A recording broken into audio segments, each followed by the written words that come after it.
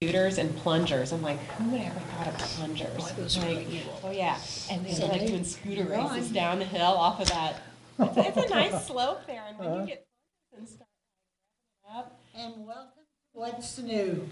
And we have a full house tonight. We have Chip Marzuko and Andrew. Say hi.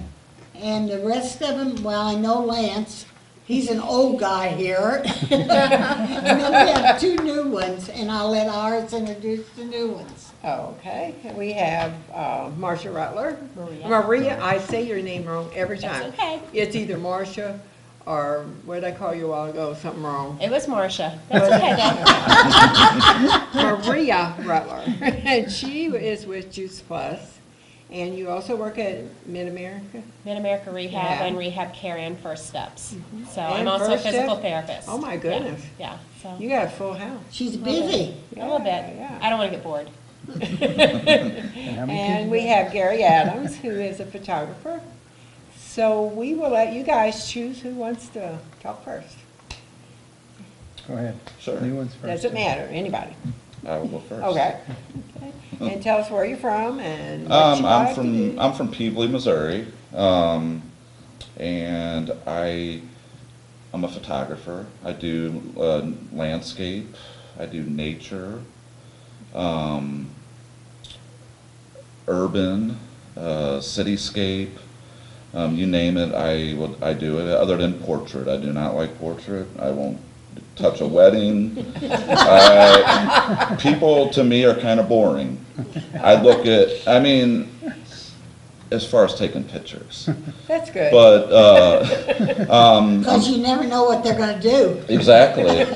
Where a set object, it don't move. Yeah, and I am a people person, and but just working with people in photography, I get asked daily, will you take, we take family photos, senior portraits, I like to get out. It's exercise for me. It's a passion.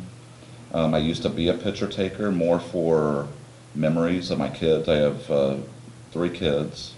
And then it started, I used to work for UPS. I was a network engineer, and I'm disabled now. I had 6 surgeries on my neck.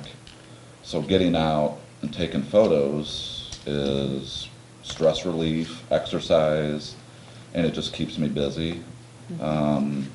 Before that, I had to relearn photography because I can't get down and lay down on the ground anymore and take different perspectives. Right. I look at photography as, let's use this wooden sculpture here. I would take that and say, okay, anybody can take a picture of that, but what would 99% of people look at that differently and give it beauty and give it more beauty than what it already has? And I will use that through, my tools in Photoshop, which that's relaxing to me too, sitting in front of a laptop and, and editing. Music inspires me. I was asked by Amelia and Linda that's at Whatnots and Oddities.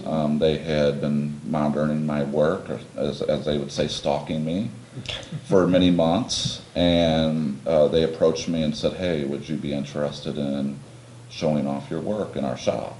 And I was I always shared it out to social networking. Facebook, Instagram was the main avenues, but it was kind of, a lot of my work is personal to me. There's also a reason why, a reason behind almost every photo I take, emotional wise. My dad's battling cancer, so that's part of where the stress relief comes in. So I look at stuff in a different way than I guess an average photographer would.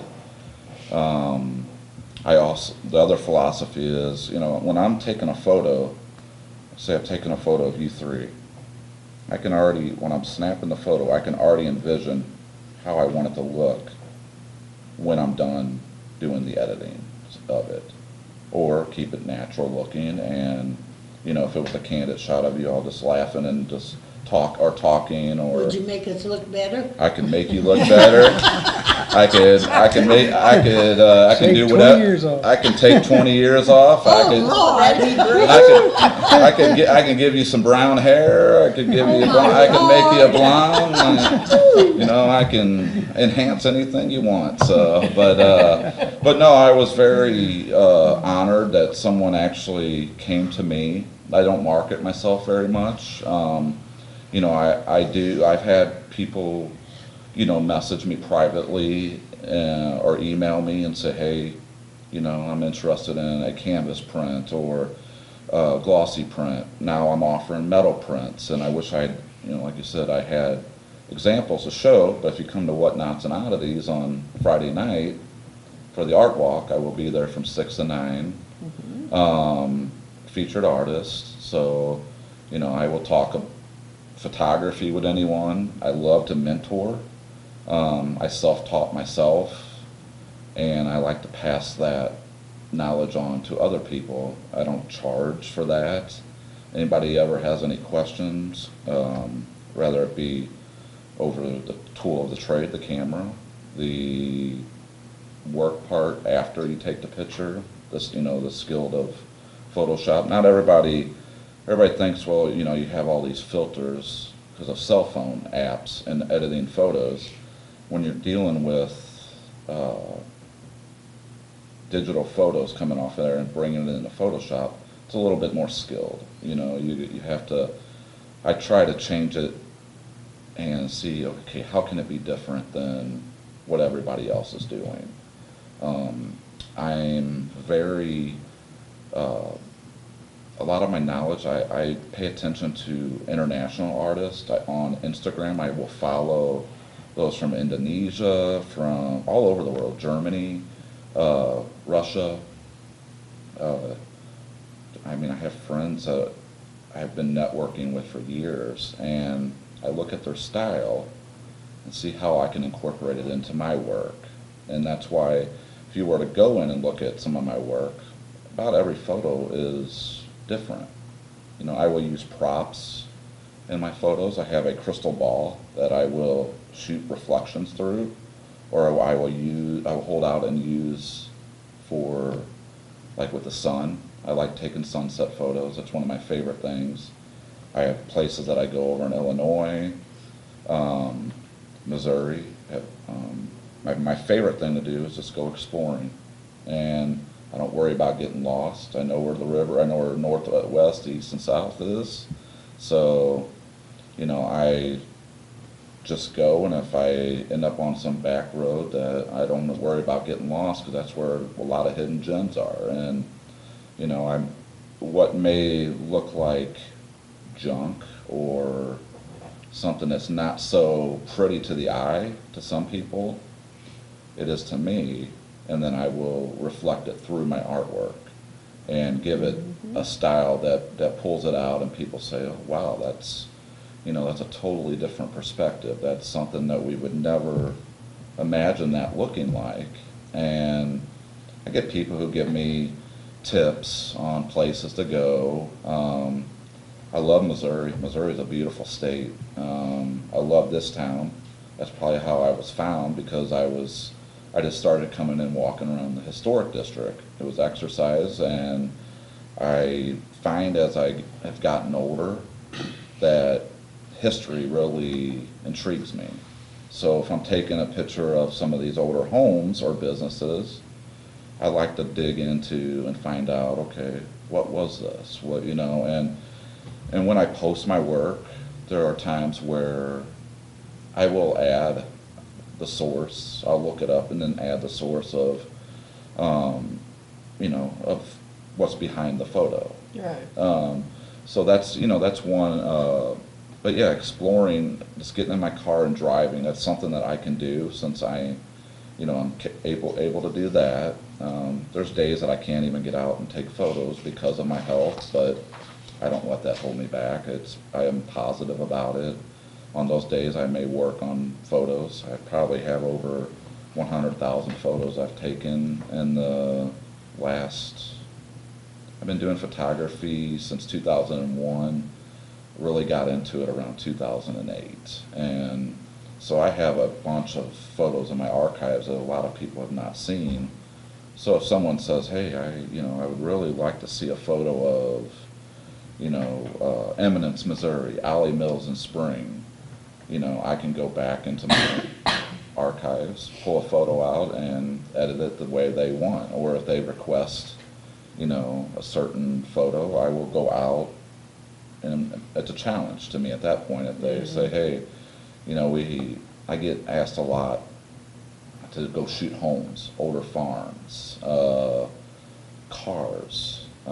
So, I mean, I like challenges in my photography, and it shows through a lot of my work.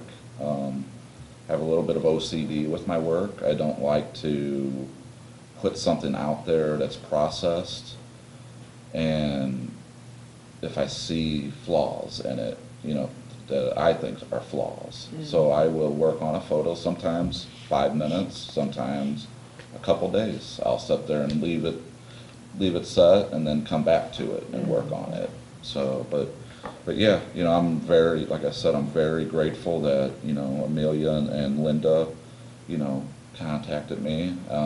I chose St. Genevieve because I like the more rural area, the smaller town, the history.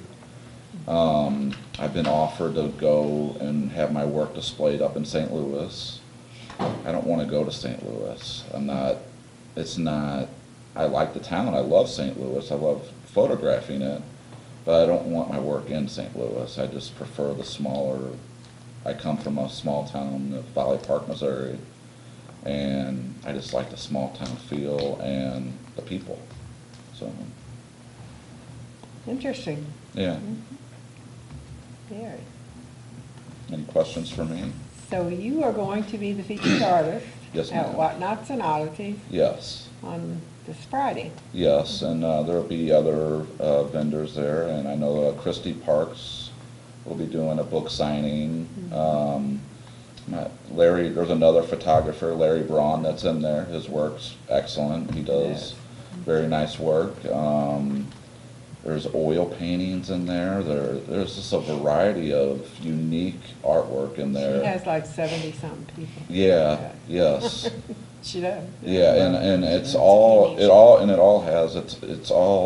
being an artist. I look at it, I find it very intriguing. The work is just, especially the oil painting. It's something that I can't even draw a stick figure on paint or on canvas. So I can take a photograph and do whatever with it, but but I find a lot of beauty in others' work too. Not a competitor. I don't, there's a lot of people out there in the industry of art that likes to compete with each other. I find that with networking with others in the past, and I look at everybody's work is their own work and unique in their own way. And if it's taking a picture of a person or if it's taking a picture of a beautiful, architecture, a beautiful building or an abandoned home, it all has its own, beauty to it. Right. So. Have you ever shot a cemetery? Yes, I love cemeteries actually. And Lance will go pose in it for you. uh, When it's all painted up. if you go in, We could do this if shoot. you go into Whatnots and Oddities, I do have the cross that's in the memorial cemetery here. I kind of looked at that as a symbolism. Is that the oldest cemetery in the state of Missouri, since this is the first town? You know what, I don't That know I if it's don't- the I oldest can't believe I one. don't know. I'm shocked. Yeah, I was just We will I was have to ask the wondering. historian. I looked at that as, Mickey Collins. Somebody call in and tell me. I looked at that as kind of a symbolism of the town, seeing that cross and Jesus on it. So I wanted to make sure that I put that on one of my canvas prints. And I have quite a portfolio of the town now. I'm starting to build it. Oh, that's good. Even yesterday through today, I've edited a couple of the businesses and posted it, on my page, and which is on the business card there. And there's a cemetery over in Illinois called Miles Eagle Cliff. It's the best place to watch the sunset. It's a lot of history in that. There's a grave site from the gentleman from the Revolutionary War.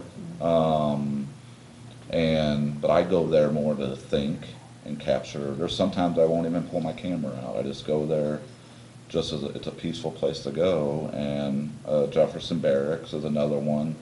I enjoy, capturing photos at, especially on Memorial Day and Veterans Day. I will go out there, and that's really the only time that, because I can get candid shots of people and emotion. I like to, if I'm going to take photos of people, I want to try to get the raw emotion. Make a story. Make a story, exactly. And those are places that you can get it. You just have to be, kind of give them their privacy and not make it obvious that you're taking a photo of them. But there was one time that I went on Memorial Day. I just go to get the flags mainly. But there was a gentleman in the Navy that was kneeled down in front of his father's grave, just bawling his eyes out. And it was just a really moving, moment, and I snapped a photo of it. I wish I knew who the gentleman was. I didn't talk to him or anything, but, it was a very, very nice photo, sad, but, it was something he probably would like to have. But yeah, I like getting out and talking to people. I run across the most random people, especially when I go down into Shannon County where all the springs are at in the Current River. I run across a lot of people on the trails hiking. Even had one lady ask if I was Gary Adams.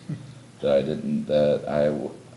knew her name, but I couldn't put a face with a name. And she had seen my artwork on Facebook, and I share them within groups in Missouri. I like to, put them out there in categories. And So you have quite an elaborate system for storing your pictures then? Yes. Are they all on the computer?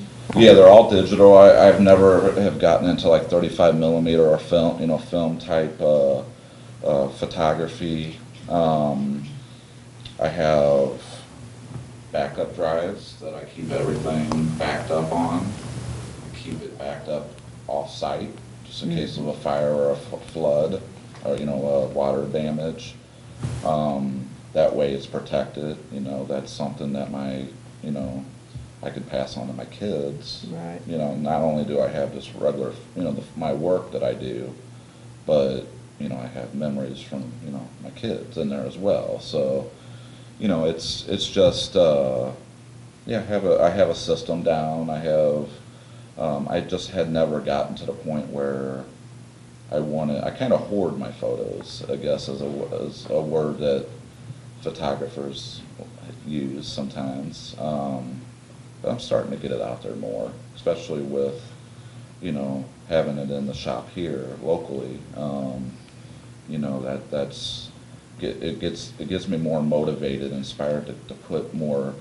As I edit certain photos, I was like, that would look great on metal, or that would look great on canvas, or that would look good in a doctor's office, or I try to think of every genre and person. I don't just everything from flowers. I will take close up of insects, just to get the detail of it. It's just whatever challenges me, whatever crosses my mind that day, and that's what I may but drive to the city of St. Louis and go to the north side of St. Louis. A lot of people think I may be crazy because of the area, but there's so much history in that area. Right. And, as long as you're just common sense and you're not, usually I'll bring somebody with me if I go to that area, but it's just, there's really no limits on what I do photography-wise. Try not to get myself in trouble by trespassing. That's a hard call. I get a lot of people who critique because I like the railroad. I like trains. And there's a whole genre of people who love train photography. A lot of people are thinking I'm trespassing onto the rail because they're seeing a straight shot of me looking at a train, but a lot of times that train is stopped and I'm at a crossing, on a public crossing, taking the photo. So I get a lot of heat sometimes saying, well, you gotta be safe about, and I respect the rail. I grew up in a small town that had a railroad that come right through it, and I know how fast an Amtrak could come up on me.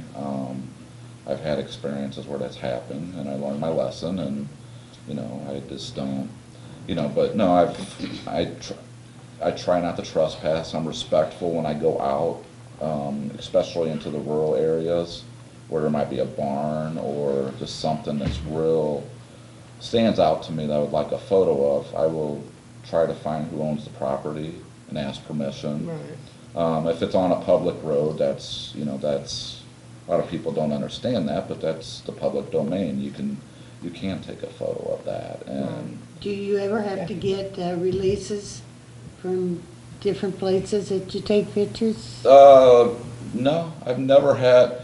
The only place that has really given me a hard time was the St. Louis Public Library, and it's actually, I was watching the Travel Channel, and that place was recommended as one of the top architectural gems in the United States. It's beautiful in there. I went in there with my camera, and I had security chasing me down. They're like, well, you gotta go across the street, get permission from so-and-so. Before you can Before do you come that. in, and it's like, well, I've been in here before, I've never had an issue. I don't have a problem, asking permission, but, I've been ran off at Metrolink. They don't like you photographing. I think that's just more due to national security with terrorism. Just recently, I was down in Wittenberg, Altenburg, where the pipeline goes over the Mississippi, the suspension pipeline, and I've had some folks say, be careful down there because it's, of terrorism, and we had a drone out recording video of a barge going down the Mississippi, and I was doing the still photography part. But no, I don't. If it's a place that is questionable, I will go now. Since that incident at the library, I will go and ask, permission to say, hey. Mostly it's just people Yeah, that you need. Yeah, if I'm permission working with a model of some sort or someone who is, or if I get in more of the portrait side, I have a copyright release form that I would have them sign. Right. That I'm releasing the photos to them to do whatever they choose to do, or if I put restrictions on it, Right. But I try not to go that route too much. I do have some labs I get my work done through, they require a release form because of my signature or Right. watermark on the photo. I don't look at, a lot of photographers will put a big watermark across their photo so no one steals their work. I don't worry about that. I'm not worried about anybody stealing my work. I will put my signature on my work, but I will hide it. It's kind of like Finding Waldo. You shouldn't hide that. Well, I knocked the You should be proud. well, I am, but I don't want the focal point to be my signature. I want it to be the work, and my signature is on, kind of like an artist would sign their name. I sign it digitally, and it's on, it's on the work. Anything that I sell at Whatnots and Oddities, I give them a thank you card, and I will sign my name on that. So that comes with every photo. I feel that if they're going to take the time to come in and look at my work, buy my work, hang it on their wall, that's a piece of, of my, something that I'm proud of, that I've taken. So, I can at least thank them if I'm not in the shop, to be able to, personally thank them. So, Okay, so everyone out there, go to the Art Walk this weekend. There's lots of things in addition to Whatnots and Oddities that we'll be talking about as we go along. So, who's next? Go ahead, Maria. So I am Okay, Maria Maria. Rudler, and like we said before, by trade, I'm a physical therapist. And in that, it has kind of led me to a different perspective on healthcare. I struggled with my health when I was in college. I was sick a lot. And so, I thought there's got to be a better way because I had multiple tests. They tried multiple drugs. Nothing seemed to work, and I was sick all the time. So I started to think that there has to be a more natural approach to this. And so I was at a health fair about 13 years ago, and I was introduced to Juice Plus, which is just basically encapsulated fruits and vegetables. So it's like Jetson food. It's powdered produce in a capsule or a gummy. And all I knew was that I didn't eat the way I ate when I grew up on the farm with my mom and dad. And I needed more of that in my diet. So I started eating it, and over the course of a year, my health made a dramatic turn. And so then I started thinking there must be something to this. Well, I graduated with my physical therapy degree and got out into the real world and started working in nursing homes and in school systems and just general hospital outpatient settings, and was seeing how people are just getting sicker and sicker and sicker.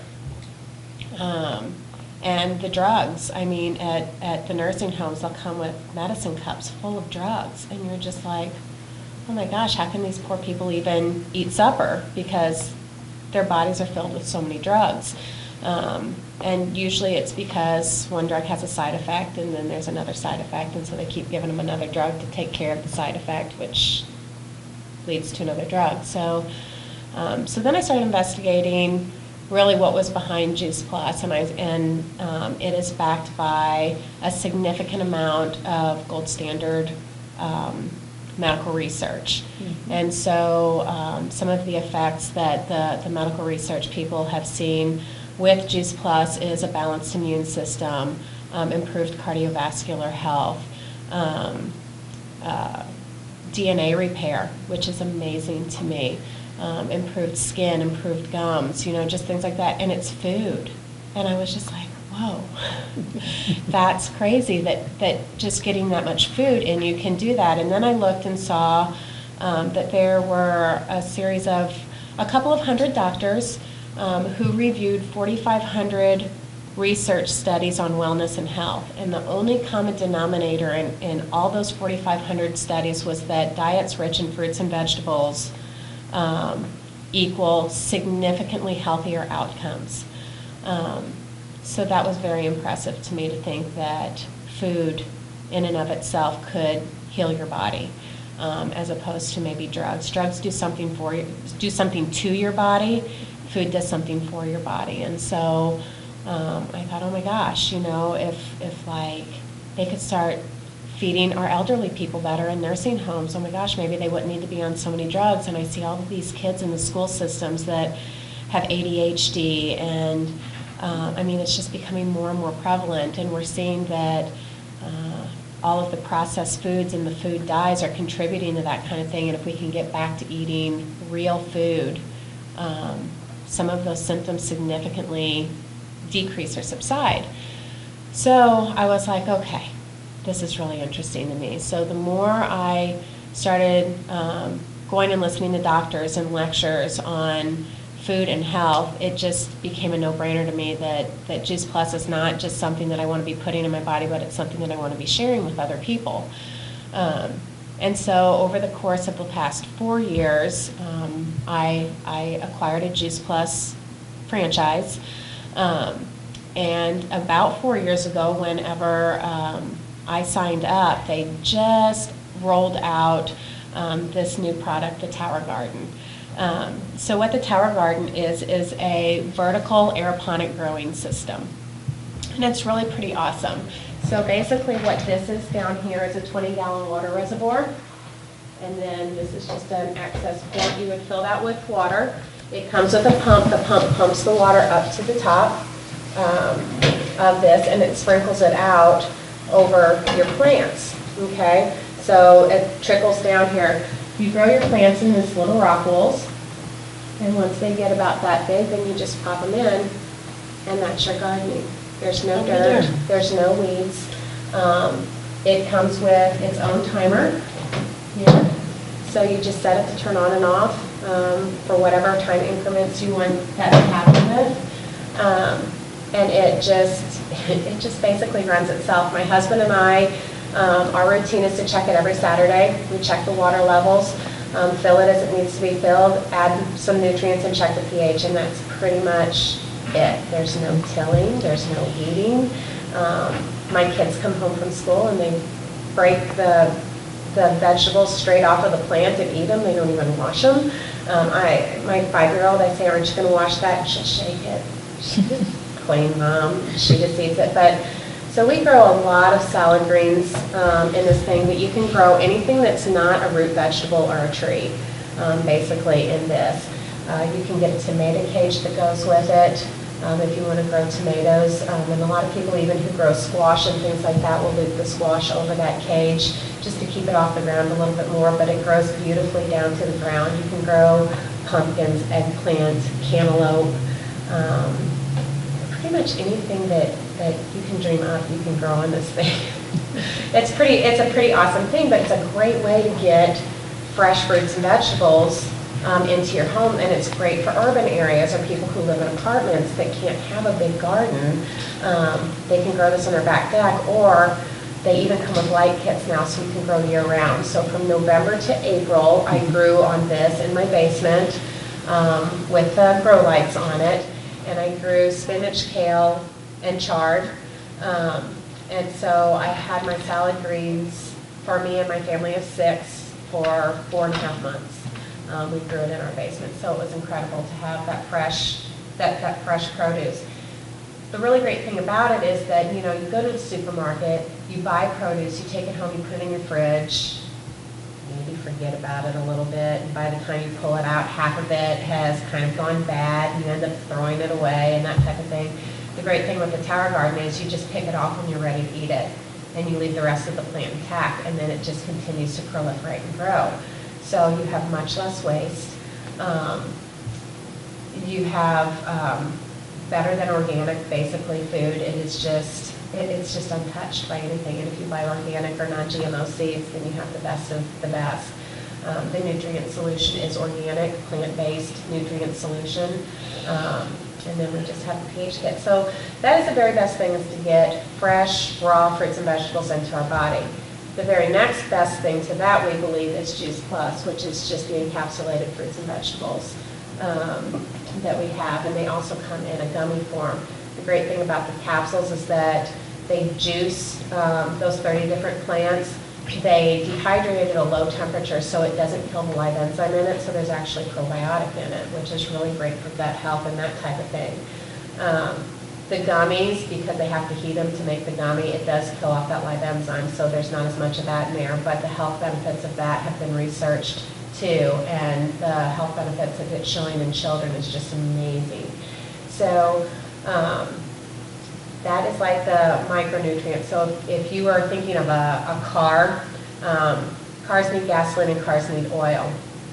So a car will go a long time without replacing the oil, but eventually the gears are going to wear down, they're going to get rusty, they're going to, they're not going to work as efficiently, and your car's going to end up breaking down if you don't replace the oil in it. This is like the oil for our bodies. So if you're not replenishing that oil, like in the car, if you don't replenish that in your bodies, eventually your bodies start to wear and break down, and that's kind of the rusting that we see in our bodies, the wear and tear. The other products that we do have are the macronutrition, which are the proteins, carbohydrates, and fats, and we have bars and shakes that we have for that. 100% nutrition, no supplements. Juice Plus does not make supplements, they only make food. So everything that you'll see on our products, it has a nutrition label, not a supplement label. And we are backed with an NSF certification, meaning that even Olympic athletes can take it, because there is nothing added to it, no heavy metals, nothing that would get an Olympic athlete into trouble. So It's just the very best of nutrition. We all know that we should really just eat good, but we all know that as much as we try, we don't eat as well as we should. And you know, I have been actively making an effort to really eat well and feed my children well. And when I go back at the end of the day and look and see how many servings of fruits and vegetables we get every day, I'm like, how short again? And for optimal health, they're saying now 7 to 13 servings of fresh raw fruits and vegetables every day. So, you know, I feed my kids lots of fruits and vegetables, but they're not fresh and raw. So this is a great way to bridge that gap for me. And with the people that I've shared it with, we've seen some amazing health journeys. My health journey is amazing. Like I said, I was sick all the time, probably at least 4 days a week. I had severe irritable bowel syndrome, adult onset asthma, and chronic fatigue.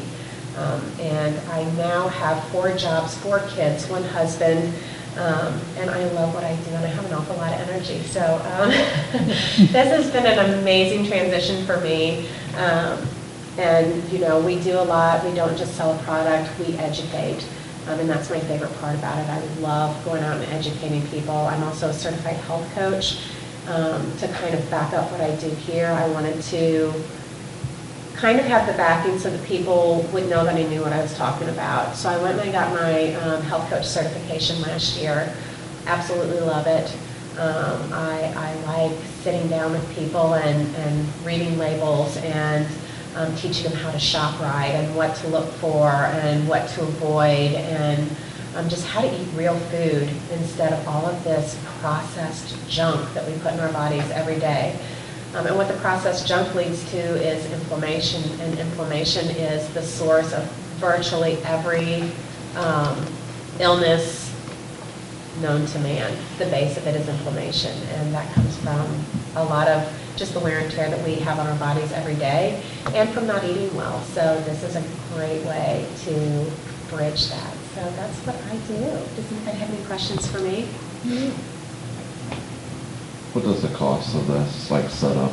So, right like here? this base unit without the dolly, but it includes the pump, the timer, the nutrients, the rock wool, a seed packet, basically everything that you need to get started growing is $525, or they'll break it down into $45 a month for 1 year, which is extremely affordable. And then, you know, of course, you can add on the dolly if it's made of cage lights, whatever, and those are extra. If you do that all at one time, they'll go ahead and break that up into those monthly installments for you if you choose. If you decide to come back later, it'll be a pay in full type of a thing for those accessories. But yes, it's very, very affordable. If you spend more than $15 a week per se on produce, you will definitely come out ahead with this in less than a year. And then, I mean, we've got growers in Florida that have been using the same towers for upwards of 20 years. So if you think about how much money you would put into a land garden over the course of 20 years with just time and energy and fertilizer and just everything that you have to do, tools and that type of thing, versus this is definitely so cheap. So anyway, yeah, it's super affordable for me. I've got 2 now. So you start your seeds yourself ahead of time? You actually, they'll send a seed packet, but basically you can order seeds or go buy seeds from anywhere you want to. And you can plant, like I said, virtually anything that's not a root vegetable or a tree. And you basically just put them into these little pots. And then after you put the seed in, you put this vermiculite over the top of it just to kind of insulate it just a little bit and hold the moisture around the seed so that it germinates well. And then once they grow up again and get like this size, where the roots are starting to come out the bottom, and you just pop them in, and they're ready to grow. And those grow really big. I remember when Travis had it out at the hospital. Yeah. I mean, they're Tyler. big. Tyler. Tyler, yeah. I always call him Travis. That's all right. I don't know anybody's name. Name, But anyway, he had like lettuce, like yay big. Huge, Oh, yeah. yeah, My, spinach and my kale. chard would just come out. It was just beautiful. It would just come out over the top, and then kale. And you want the things that go down at the bottom. So like any of your binding stuff, your cucumbers, your squashes, zucchini, pumpkins, whatever, you want those to be in your bottom pod so that they grow down. Then anything that kind of grows out more, you can put tomatoes or peppers or anything kind of on these middle columns. And then as you get to the higher ones, you want things that grow up. So like Swiss chard is great for the top. Herbs are really good for the top. A lot of herbs grow straight up. My mom did a complete herb garden with hers, and it was beautiful. She had a lot of fun with that. So, yeah, you want to build it so that nothing really comes down over or shadows anything else, because you want it to get the right amount of light. They take about 6 to 8 hours of direct sunlight a day. So you need to make sure that you have an area that has that, or like I said, the grow lights, if you're going to do indoor growing. So, yeah. Anybody else have any questions? That's amazing. I love the gummy bear thing, the gummies, Yes. They're really good. They're they really are, good. they're delicious. I kind of have to hide them from my kids, because especially my 2.5-year-old has eaten bags of them.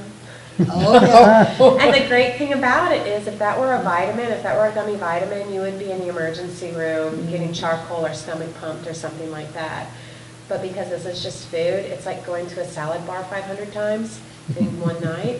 So you might have to get extra toilet paper, but you won't have to worry about your child being poisoned in any way, shape, or form. So that's the great thing about this, just being encapsulated food. You know, you can't really go wrong with eating too many fruits and vegetables, except that it might get your guts going a little bit extra. But they are very good. My kids love them. And the great thing about them is that you can use them in so many different ways. If I've had dentists say, oh no, they're gummies, we don't want kids eating gummies, that kind of thing. So then you go, okay, dentist, and you put them in little things of water overnight, and you dissolve them, and then they drink them like a little juice shot in the morning, and all is well with your dentist. So just coming up with little hints and tips so that people can get really good nutrition into their systems. And it's just simple. If you can swallow a capsule or chew a gummy, you can get 30 fruits, vegetables, and berries into your system, or the nutrition from that every day into your system. So you use that mostly in the winter then? The tower? No, I grow all summer. My outdoor one, I put 2 extra columns on it, and it's growing in my driveway right now. So I grow year round. Oh, okay. So in the summer, I keep it out on the driveway, and this is my extra now that I just kind of take around and show off. And in the winter, then I bring it into the house and put the grow lights on it. And then You really don't have to wash the vegetables or anything, do you? You almost don't. There's pollen and there's, whatever. But compared to like cleaning lettuce or spinach, I will never ever grow lettuce or spinach in a ground garden, ever again. Because I hate washing it and cleaning it. And even when you do, it's still sandy. There's still like grit in it. And this is just clean. Yeah, like I said, my kids will all just basically come home and they just break stuff off of it. Yeah. When they get home from school or during the summer, when they come home, they just break stuff off of it and eat it right there. And it has been researched and shown, we have a hard time nowadays getting kids to eat well. They're so used to fast food. They're so used to, just packaged food and whatever is quick because people are so busy. But research shows that if you get your kids involved with gardening and they actually grow things, they will eat what they grow, or they'll at least attempt and try it. So it's really interesting. My kids eat all kinds of stuff that I know I never ate, even as a child, with our ground garden. Like, I didn't know you could eat kale. When I got into high school, I got my first job down at the Hotel St. John, and we put kale on the plates with those little apple rings as garnish, and everyone's like, oh my God, don't eat that, that's not good for you. And I found out it's like one of the most nutritious vegetables that you can possibly eat. So yeah, my 5-year-old will take bags full of kale as a snack, which is, I know that's weird, but that's Maya. So, That's fine. so it's wonderful weird because I'm just setting her up for better health. And I did have a sick kiddo this past weekend. But prior to that, I have 4 kids, and the last time that I was in the doctor's office for a sick visit was probably a couple of years ago. So, it's pretty amazing in this day and age. It just seems like everybody's sick all the time, but we really seem to be able to ward it off by just, improving our diets, decreasing sugar, because sugar significantly affects your immune system. So the less sugar the kids get, it's not actually just being mean to them, which people think, oh, come on, just let them have a few suckers or whatever. That actually does deplete their immune system though, and so especially during cold and flu season, we always think, you know, in October through January, we think, oh God, you know, people are sick all the time, right? But think about what kids especially are doing. We have Halloween, they get bags of candy. They're eating candy like crazy. Then we go straight into Thanksgiving where there's, oh, so wonderful baked goods and treats and just not really great stuff. And straight into Christmas where, oh my gosh, all the candies and cookies and all of that. And it's just sugar upon sugar upon sugar, and we deplete our immune systems terribly over that period of time, and everyone's sick, and everyone thinks, oh, it's just cold and flu season.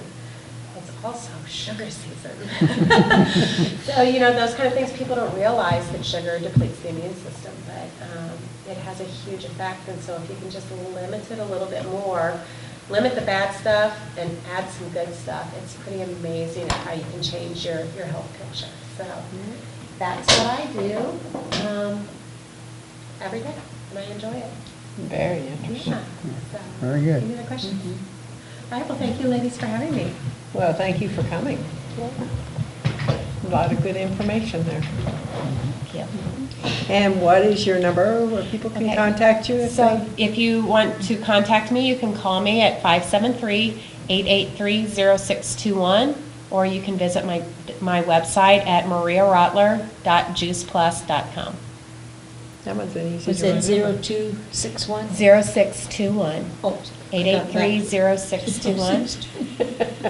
And I That's also, what we're backward ladies. that's all right. I also have another said it. website. It's I said it, yeah. mariarotler.towergarden.com, and I can give you gals mine. Yeah.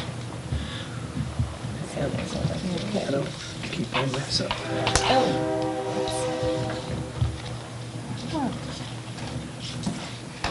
Interesting. Okay. Okay, who's next? Well, why don't you go ahead so we have enough time? There's not that much left. Why don't you go ahead? Oh, no, we can stay here till 8:30. Oh, Oh my okay. I thought it was God. 8, I thought it was over at 8, I thought. So. Well, we can be over at 7:30, we can be over at 8, we can be over at 8:30. It doesn't Oh, matter. okay. I wasn't sure. But I Or thought- quarter I thought like after, or the- whatever. There's It plenty of was over time. it. Okay. All right, that's fine. Well, let's talk Taekwondo first, I guess. All right. Let Iris say it because she learned how to say that. Yes, now. I did, Taekwondo. Taekwondo. Oh, God. Try one. Practice. I know it, I know it. Try I it one more can't time. remember people's names, and now I can't say that, and I thought I had it down pat. It's okay. I know, I thought you Next did time, too. All right. next time. Anyway, Taekwondo. Back in April, 2 of my athletes qualified for nationals this year. And nationals this year is in Richmond, Virginia, over 4th of July week. And Cameron Murphy and Nate Jokers are going this year. And they're training for that. And also, I guess, what was the last time I was in here? Was it in February, I guess, or something? Do you remember? You're asking the wrong lady. Anyway, since then, besides the Taekwondo thing, I went to the Trans World Haunt show up in St. Louis and got some stuff for the haunt season. I got some stage blood, some different permanent fake blood, and some blood you can actually activate with water and stuff.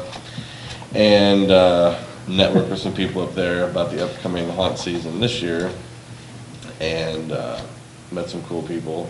And then my one friend that runs Kentucky Taekwondo had recently worked with John Voight and some other actors and stuff and was shooting a small film in Louisville. So I was asked to go out there and be the bodyguard in this little short film they put together. So I got to meet some other cool people and network with them too. And the movie could get picked up too, so I should have a IMBD in the future that I was in this little movie. So that went on in, I guess that was in May, I suppose, or in April, sorry. We're in May now. So, and then recently, I took a class in the Chicago about mold making and life casting. And it was really cool. I never really thought that so much that everything has a mold to it, you know, I mean, everything does, table, chairs, microphone, whatever. So it was really cool, but it was more, you know, like for the haunt industry and stuff too. So I met some people up there and how they make their mask and how they do their zombie effects and stuff. So traded some ideas there, and then there was a special effects class up in St. Louis last weekend that somebody had invited me to, so I thought I would go out there, check it out, meet some people. So the guy who is, I guess, the director of Creepy World in Fenton that runs the Darkness Haunted House and Let Mansion and stuff, asked me to join them this haunt season, so I guess I'll hook up with them this August to do special effects makeup and acting and stuff too. So, and he You're moving met me on down. up. He met me down there at the class, and then took me for a tour of the studio.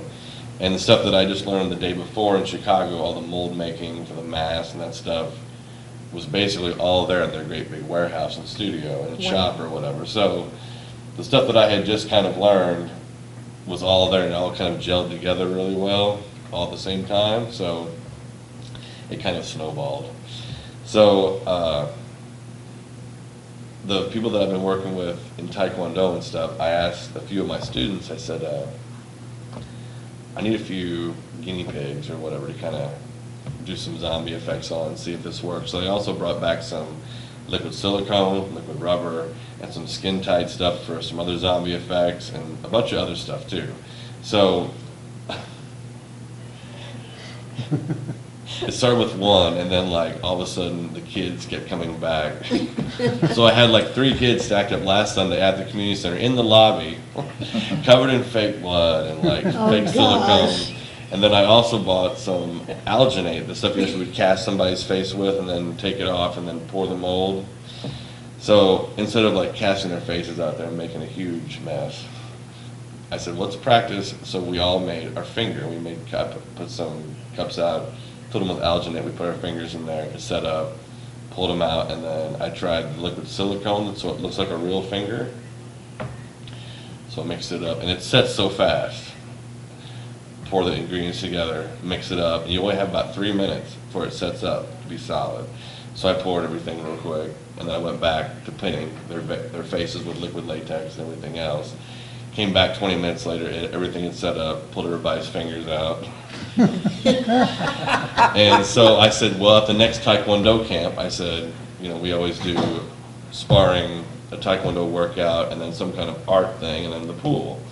So I said, well, maybe this time we'll have to step it up again and do some other special effects maybe in this upcoming camp, June 17th and 18th at the community center. So you don't necessarily have to be in my martial arts class to be in the camp, but if you're interested in becoming a zombie, hitting the pool, and having a good workout, you're more than welcome, and the info will be out there at the community center at the front desk. So that's what's going on there, and like I said, the big tournament is 4th of July weekend, and then my birthday's the next week, so I kind of take off that week, and then August, I guess, I'll find out more up at Creepy World, and there's actually like a pumpkin carving department kind of too, which is also my thing. So it was cool to meet that whole crew up there and network and talk about Rob Zombie and Tool and everything else that's been going on. So, and all the face paint and all the airbrush makeup and all that stuff too. So anyway, busy. Have you ever Everything done is- demonstrations of that for people in public or, almost every Sunday at the community center. do you really? Well, I mean like the zombie makeup stuff, you mean? Uh-huh. Well, since Nate's been working with me for Taekwondo for Nationals coming up, I said, you know, I need somebody to kind of work with, and if you want to, you know, be the guinea pig or whatever. So after almost every practice, we set up out there in the lobby, and we've drawn a crowd a few times. You know, That's what I was wondering, if people knew it, yeah. Yeah, so it's been chatted about a little bit, so, and all the feedback has been positive, so. You're really moving up, boy. It I'm a won't be busy long, guy, and he won't be so- wanting to be on our show Yeah, no he'll more. say, I don't need you. Listen, to-" I will always come back. We're gonna have him sign something. I will, listen, I Don't you think you need to From make dancing one of on- them a zombie though one night? will. Well, I was wondering That if would we be got fun. together, him and I, we could make, Iris look like Britney Spears or something. I could be Whitney Houston. You could change everybody in here. Yeah. We got Tom Cruise over here. Tom Cruise. So anyway, that's all going on, and like, the guys that I got to meet out there in that movie had all worked with John Voight, and I was like, God, I love the movie Deliverance and stuff, I would have been killed to like get to meet him and say a few lines from, he's like, hey, check this out, he's like, come back here, and he whips out the poster that he had him sign. Sean, good luck in the future, I hope our movie is a success, Sean, John Voight. I was just like, I was like, I hate you, dude, I hate you. So, anyway, it was fun, and the guys that actually were there, that were in the short little film too, that's what they do, is act. So watching them like come in and out of character was kind of cool. Like the one shot that we did out on this goat farm, with the son and the father of the farmer, they're losing the farm or whatever, and the old guy, watching him go into character was so cool, like come in and out, and I don't know, it was a cool experience. I'm just glad I got to meet him and stuff, so. We're all friends on Facebook now, so. That's so neat. You're That's what's real- up with all the art and taekwondo and martial arts and tournaments and adventures, so I'll let you know what comes next.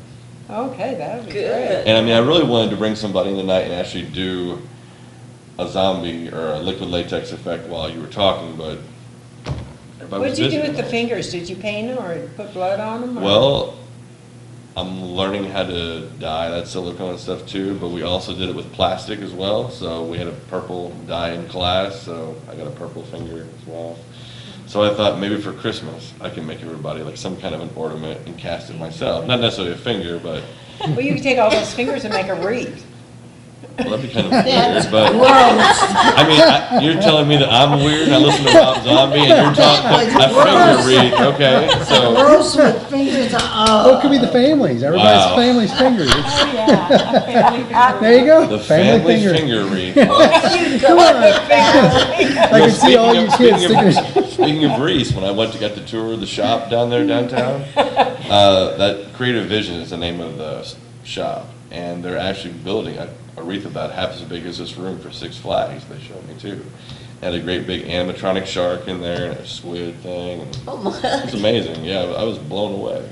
I was having a blast that night. So we were all covered in fake blood and talking. I'll get with you. I know a studio in Festus, it's cryptic, is the type of photography, and it's real dark and Cool. morbid type photography, and And probably Might all be those, Cemetery stuff. Oh. those well, bright yeah, lights, and- the glow in the darky things. Because I had mentioned Well, one yeah, day, and, I said, you look really cool. I said, we should almost go to Valley Cemetery and like do a few pictures or something, but we got too late in the if you ever dark. need a photographer, I like that kind of stuff, so. Because we used Valley Cemetery in the Batman movie too, we had to have it in there. Oh, and speaking of Valley stuff, the last camp that we did back in April, Chuck, my friend, so we do a camp poster, each camp, a different one that comes with camp or whatever you get to take home and put on your wall. So it's been different each time. One of my friends from New York did the first one, Chuck did the second one, and so this next one here, I said, Chuck, what if we took the old Gotham City thing from the 60s, the old, in the very end where the credits are, and took the St. John downtown background and made the silhouette and bring them together, St. John and Gotham City both, and then take out the bat signal, put in the octopus symbol for my school. So we did. So we outlined Valley Church in downtown, cut out half of Gotham, and then put the other half in there and made it the poster for this time. So Valley Church in downtown is in the camp poster for last month. So it actually turned out really well. And it was on Facebook too, Iris, so I you missed didn't that like one. it. I so- missed that one. You didn't I'll have- like it, Iris. I know, you didn't like it, I thought you would. I didn't say I didn't like it, I didn't see it. Well, listen, I will send one to your messenger box. Yeah, It really does look cool, because, you know, the cross and stuff is actually like outlined, you can see it with the bat or not the bat signal, but the signal behind it, so it turned out awesome. No, I missed that. That's why I didn't like it. I will send it to you. All right, you do that. Good deal. Is that all your info? Or you got some more? That's it, pretty much, if you're interested in the camp or Taekwondo, Let's go. call the front desk at the community center, and they will send Oh, you we're going, my way. oh, Let's hear you say it us this three are going. What? You- Camp. Wando. Excellent. Taekwondo. Listen, you're gonna need full sparring gear too. Don't forget your mouth guard, Wait, you're wait, gonna throw wait. down. Oh, wait, You can Oh, I earn can your just orange see belt us. at camp. You could probably become a millionaire. if you Put it on, then us three were gonna be This could be, I there. mean, it could be a real TV show. You're like like- Charlie's Angels all over again. There you go. Oh, yeah, we're Charlie's Yeah. Angels, Go. all right. Okay, Andrew, what do you want to tell us? After you first. Oh, Me he's gonna first. do talking? Oh, Okay, You're gonna not have gonna to help. talk? You have to help Dad. you're gonna help Dad, That's okay. good, Okay. Andrew. Dude. Yep, that's what we do, help our dads. Well, that's good. Well, I'm here to promote our 7th annual Spring for Down Syndrome on June 4th. So everybody get their rain gear out, because of course It always Yes. rains. it rains every year. That's not nice to say that, that's why you jinx it. Well, we actually had numerous times at different functions that there was priests there, and we've got them all praying. And they said, what is it, the nuns of, there's The The Pink Pink Sisters. Pink Sisters. Sisters, or they said they were going to contact them to make sure it doesn't happen this year. So we'll see what happens. So hopefully it won't, because I tell you what, with all the effort that we have with the group of people that puts this together, it always is, even if we do have a great day of fundraising, it puts a big damper on the day. Because last year, on Friday night, we had 2.5 inches of rain, and it was clear enough to get some of the activities in, but then it started raining and rained all day. So we had to delete the bike ride and a lot of other things last year. But oddly enough, last year we made over $15,000 something that day. Yeah, great. Wow. We donated a little bit over $5,000 to the St. Louis Association for Downs, and we donated over $9,000 to our special needs sports program. So right now, we've donated almost plus $1,000 to the community with what we've been doing. So it's a great thing. Yeah, it is a great thing. I guess to promote what we do, I mean, I don't know if anybody, I guess you ladies have been out to see our new baseball field, because I know years past, that's what we were raising all this money for, and we still need the funding to help that. But if you ever want to see something tremendous, you need to go out there on a Saturday morning. And I know probably some people said it, some people didn't, and maybe people don't even know that's going on. But we've got close to 70 clients that come out and play baseball on Saturday mornings at 9:30, right behind the community center on that new field.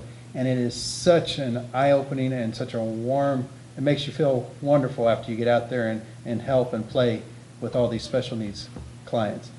We have, in our basketball that we just got done with, right before the baseball started, we had 45 clients, and we actually invited the schools to bring buddies out. And we do need buddies for on Saturday, because what we like to have is for every person that has got a special need, we would like to have a buddy with them to participate with them, to help them learn how to play basketball, or help them catch the ball, or actually out there in the baseball end of it, to help be their second eyes and hands, because some of them can't move that quick, or some's in wheelchairs, some's legally blind.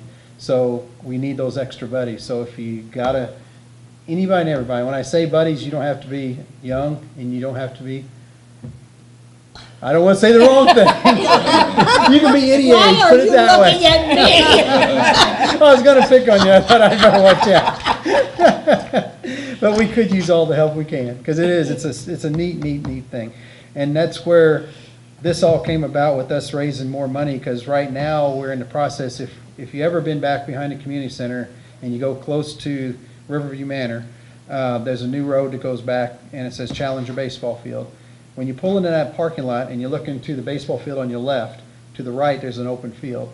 And that open field, we're gonna be in the process, actually July 1st, we'll have the concrete set for our new playground, which is a special needs playground that's gonna be built. And that's where a lot of our funding is gonna be going for the next couple of years, because that's a very, very costly facility. It is all set up for special needs. It's not only for special needs people. Anybody and everybody in the community can use it, but it's all gonna be special need friendly.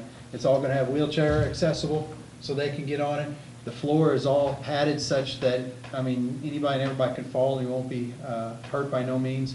The slides is something that's always remarkable to me. There's actually gonna be certain slides there that's actually, instead of a normal slide, it's actually rollers, because then you don't get static electricity, and if you got static electricity with kids with hearing aids, you'll end up having problems with, the hearing aids getting affected.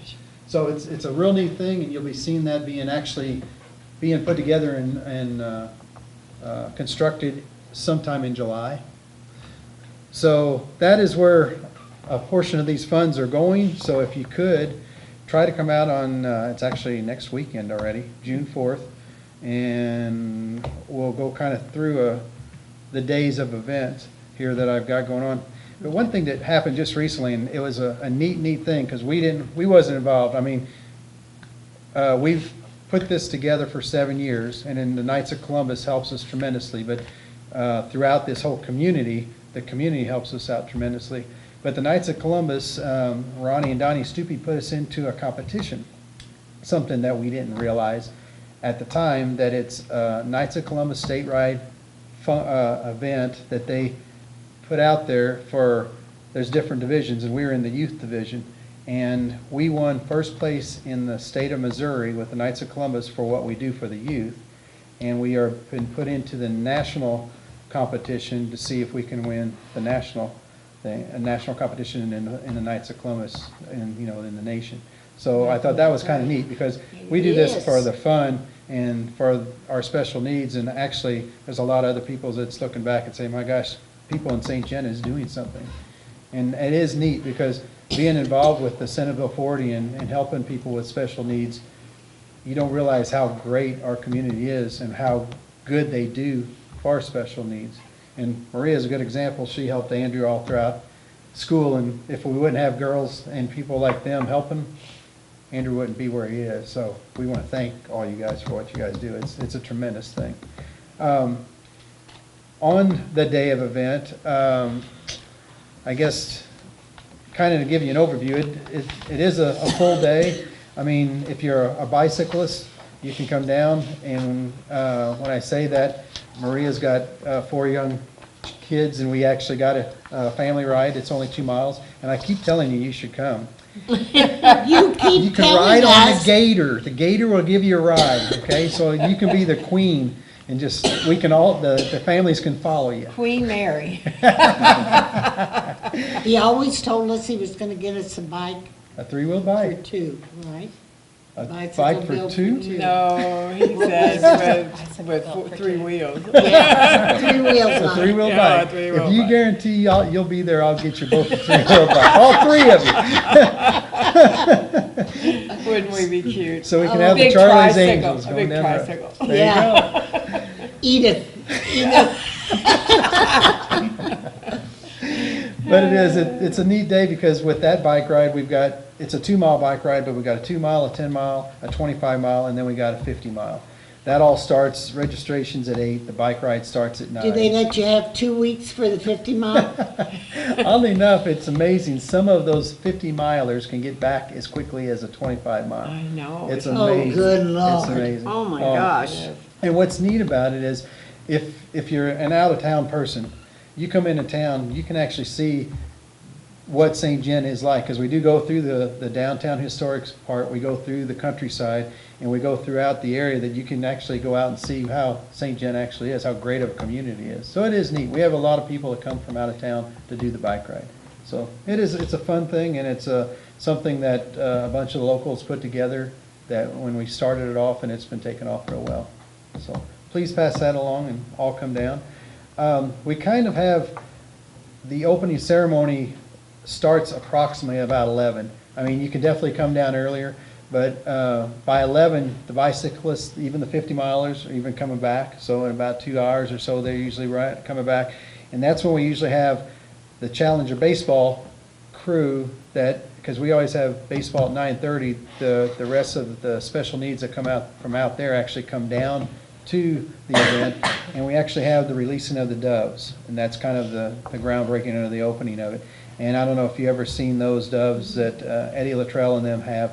He brings 20, 30, it depends upon the day, and it's really neat because you see a lot of these guys and gals that has special needs actually being able to hold a dove and let it go. And 2 or 3 years ago, we had a picture of Anna, which is in a wheelchair, and you could just see her face was just ecstatic because of this little dove, that she was holding and that she got to release.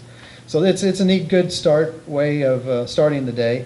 But I mean, we've got bounce houses, we got clowns, we got face painting, we got balloons, we've got the World Bird Sanctuary is still coming down and helping out with the day. Oh, yeah, that's going to be down in just a little bit. You want to tell them what else is going to be there? Yeah. What else? Goose and Abby McGrath and Mom go clockless Yeah. day. He was just saying that both your sisters and your mom, Yeah. they do clogging, don't they? And the cloggers actually start at about 6 o'clock in the evening. We always set that up so it's nice that all the people that go to 4:30, 5 o'clock mass can come over, eat meal, and the cloggers actually perform in the front part of the Knights of Columbus, so it's actually like a dinner theater, if you want to call it. Better way to put it. So they do actually do the clogging there in the room with you guys whenever you're sitting there having your So meal. you ought to advertise it as a dinner theater. Yeah, because that's what a lot of people want. Actually, it is. And what was tremendous last year, and we sold out of everything that we had. We sold out of pork burgers, which we have pork burgers and the French fries. And you want to talk? Okay. Oh, and hot dogs? Oh, yeah, we got hot dogs too.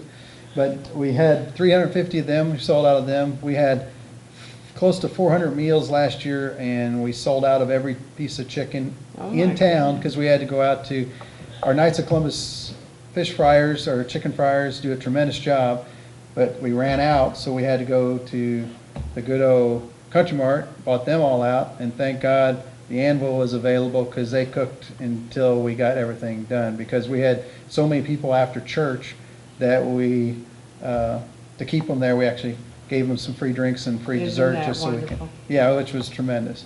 So hopefully if everybody's listening, please come out and do the same thing. One of the neat things, I'm jumping down towards the evening on this just before since we're talking about the meal, is we've had so many neat things for raffle. If you can see, we've got the chainsaw people made a dog, they got a bear, and then they've got an That eagle that dog's stands cute. about 3.5 foot tall out of cherry. And then we've got so many other things from different vendors in town.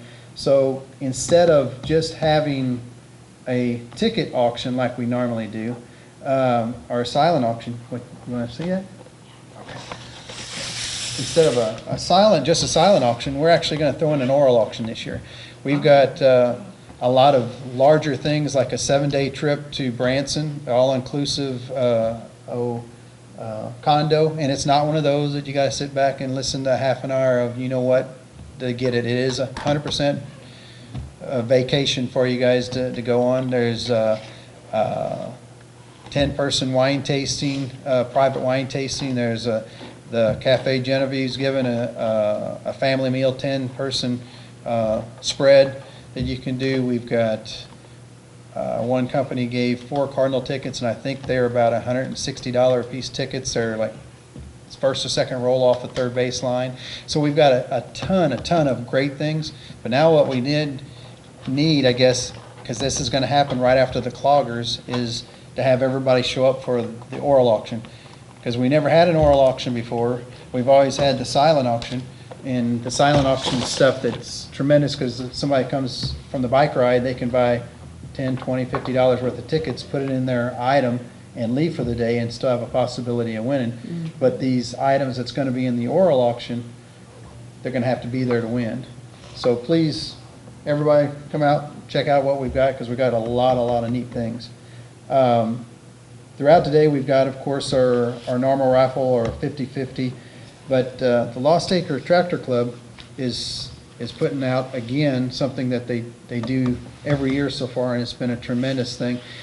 And so far, with it raining every year, there's only been one year they could actually do most of the stuff that they wanted to do. So they show up at 11, they have a meeting at noon, and then they show off their tractors. They go on a tractor ride. Starts at the KC Hall, and anybody that wants to participate in it's a tractor parade and poker run. They go from there up down through the historic district, up to Riverview Manor, out to St. John Care, out to the extended living over behind. Parkwood Meadows. Correct, And the thank you. Arbors. Yeah, the Parkwood Meadows and Arbors, because most of those tractors is all the items that most of those people's actually used over the years. So they show them off there, then after they come back, they actually do tractor games. And tractor games is something, if you like to just sit back and laugh and have a good time, because these guys actually do things with these antique tractors that it's hard to do because of the way the clutches and the way the mechanisms is. They've got an item with a chain in a box. They actually hook a chain underneath the tractor, and you got to pull forward and backwards until you get this 25-foot chain into a small area. Or you can fish in how they call it, fish in the bucket. They actually have a rope over the top of a tree limb down, and they have this device that you pick up, and you got to move that rope, swing it back and forth to swing it into a container. They've got, oddly enough, 2 years ago it was a keg rolling contest. The ones with the tricycle tire would see how quickly they can move a keg from point A to point B. So there's just a lot of neat things that people are doing with these antique tractors that most of them all are restored or is unique things that you don't see every day. So they put on a show. The good old sheriff departments, the police departments, the ambulance district, Air Evac, all of those guys are going to be there. I think I might have mentioned this before, but it's a neat thing that if you can get there to see the sheriff department, it's a free fingerprinting.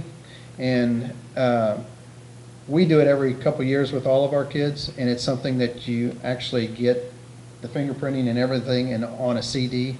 And hope to God you never have this happen, but if somebody would like, unfortunately, take your child and your child is kidnapped or is just lost, you've got this capability that you can turn around and say, okay, sheriff or the police, this is what Andrew looks like, how he speaks, how he favorite colors, everything. So basically it could help you turn around and find your child. All free of charge, and they don't keep it in their network. It's actually turned around and given back to you free of charge. The conservation department's going to be there, and I know all you ladies like snakes and turtles and frogs, but the kids love them. My favorite thing is snakes. Yeah. But they'll be there. 200,000 miles away from me. They'll let you hold them and pet them. Actually, they will. My son had a python, so Oh, God. That's no fun. Andrew would have a fit if he knew. Yeah. You know who her son is? Who's your favorite teacher up at St. John that teaches you art? Mr. Otto. That's right. You know what?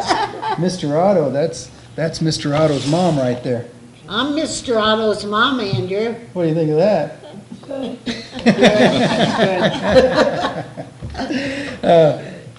Turning around a little bit on the girly side, we actually have Miss Missouri coming in from actually the other side of the state this year.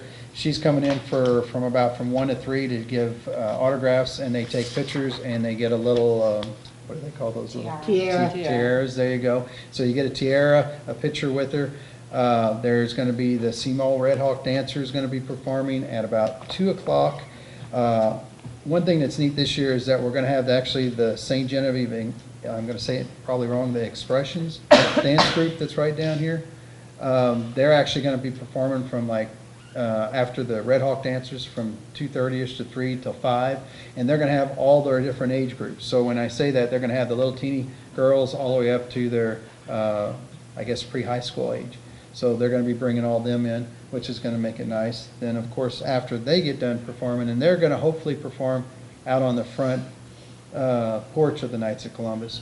Then after they get done performing, we're gonna try to move everything to the inside and have the cloggers and continue on with their chicken dinner and then the oral auction.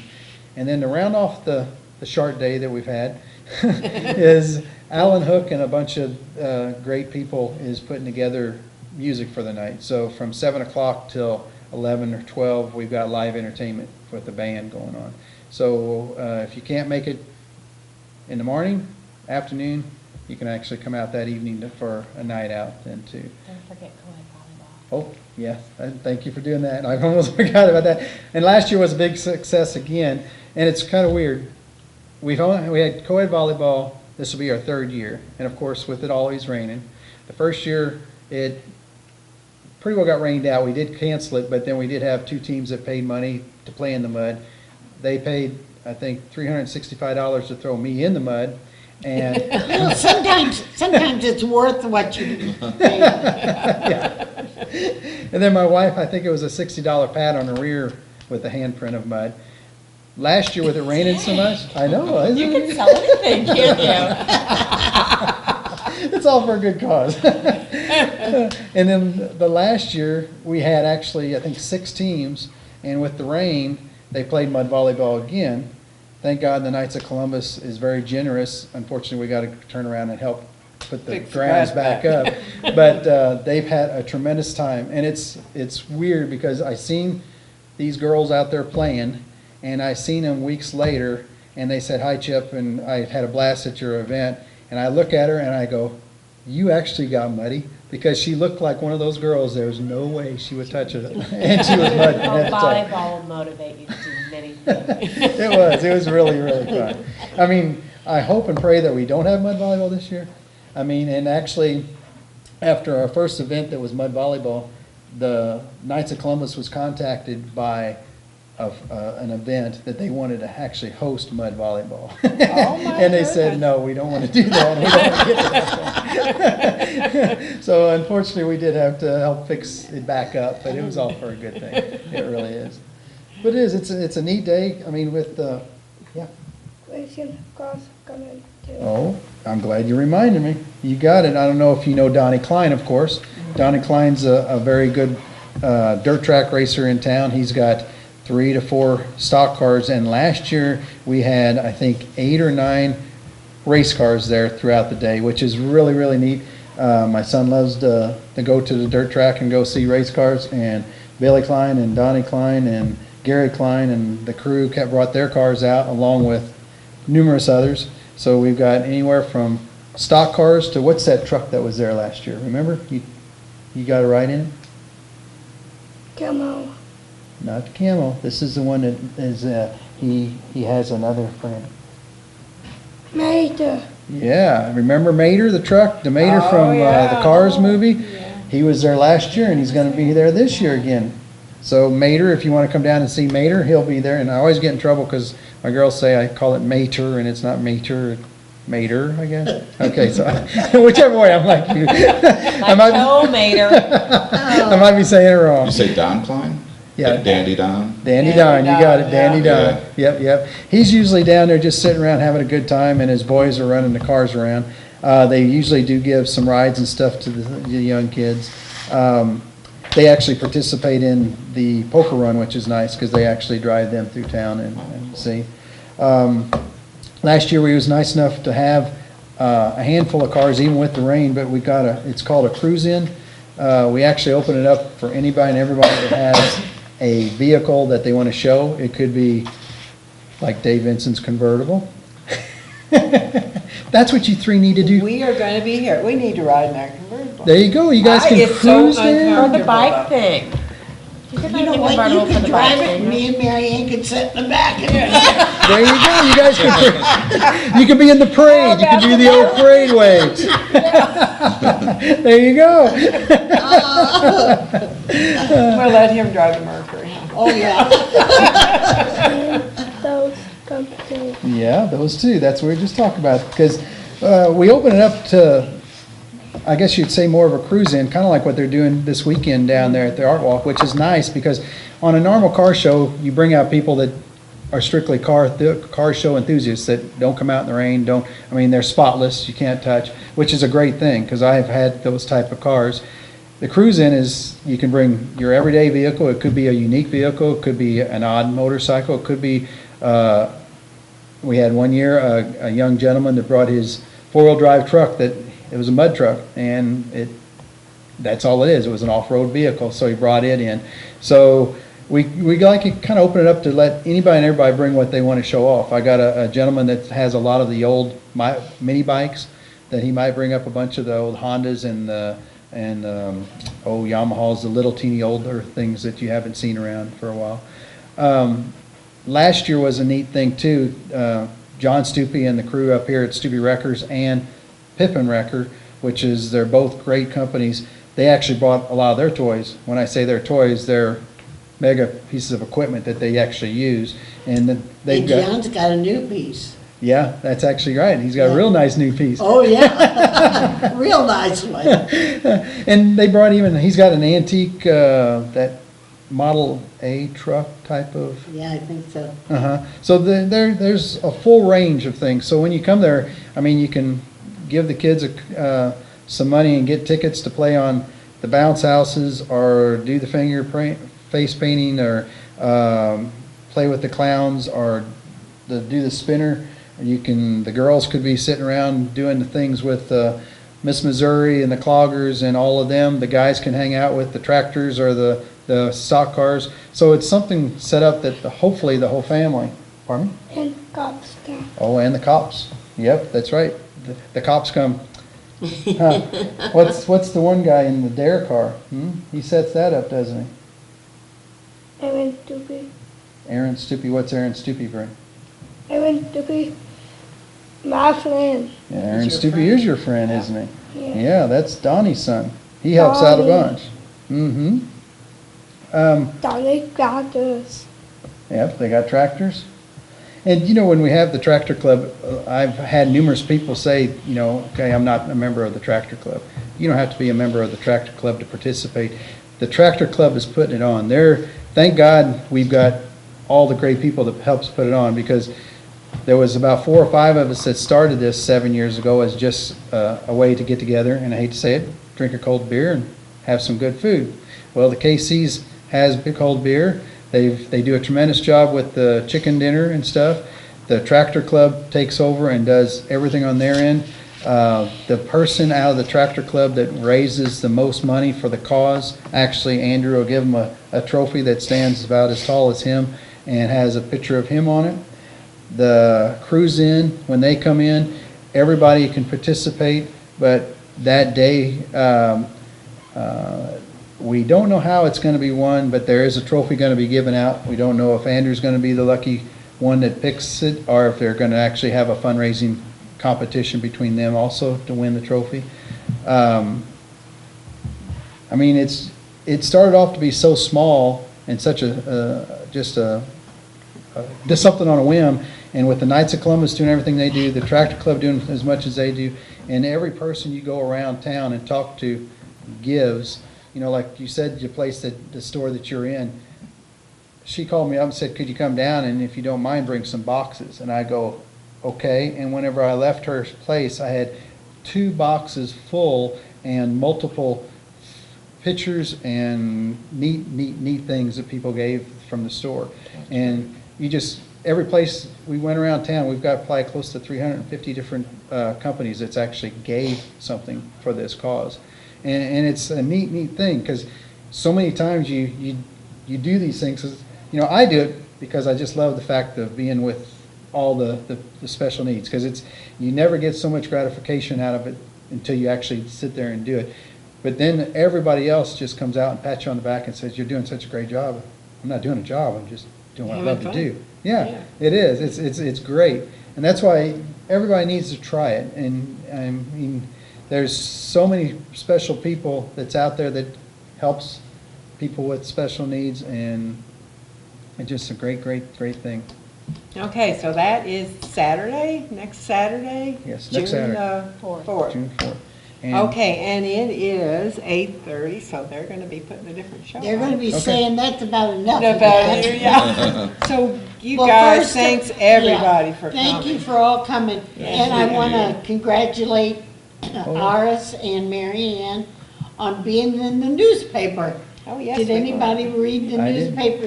Not In yet. the back, they were over at Valley, they wrote a book. Iris, did you write it? I Iris wrote it, and Mary Ann illustrated. illustrated. Well, congratulations. That was a long time ago, 91. And it's Many somebody's years birthday ago. just recently too, so happy Yeah. birthday to you. Yes, sir. Thank you. Yeah, we didn't get any phone calls singing happy birthday We yet. didn't, did we? No. Because she's sitting here. Happy birthday. To you. Okay, so I didn't make it last time. So everybody come out, enjoy St. John, okay, and also on Fourth Friday, Damage, which I am a member of, there's 6 of us artists, and we are at the JB Valley House. We're having our first year celebration. We've been at the Valley House for a year now. Our art thing is called Damage, and we have a lot of everything there, so And come it's visit you us. and Jean Reesover Janet Kraus, and Donna Hart, and Mary and Pure Pierre, Donna Hart. and ours. There's 4 locals and 2 from away. So everybody come to the Fourth Friday. Lots of galleries are going to be open. And Lots if you of want to places. buy some chances, you stop over at Marzuko Electric and Give buy me some some. Yep. I'm gonna So- drop this by tomorrow. All right. Okay? And Thank you, bring no guys. money Yeah, along tonight. drop this Appreciate by it. tomorrow, will that be okay? That'd be So tremendous. anybody and everybody come out this weekend. There's lots going on. Next weekend, do the same. And we will be back on the 25th, right? No, the 8th. 8. I'm moving along. On the 8th Are of you June. forgetting one? I did. I did. Isn't that normal for me? Well, not Yeah. all the time. Yeah, we'll be back on the 8th of June, not July. 8th of June. July, oh. 8th of Ours? June. Well, you're moving us further along. I every am, I'm time. making us older and older and older. And thank you for watching us tonight. Yes. Thank you. And our thank you phone for didn't being- work, but nobody calls us, so. Uh-oh. Uh-oh. Gotta solve that problem. Ever since we lost Pat, that, Yeah, she used to that call us Parker all the always called time. us almost every time. Bobby darn. Yeah, she did. She was a faithful We're gonna have supporter. to find a new Pat Parker in town. Who wants to be Pat Parker? Okay, good night, everyone. Good night. Good night, thank you for Thanks. listening. And thank you for Thank coming you. in. Thank you for watching.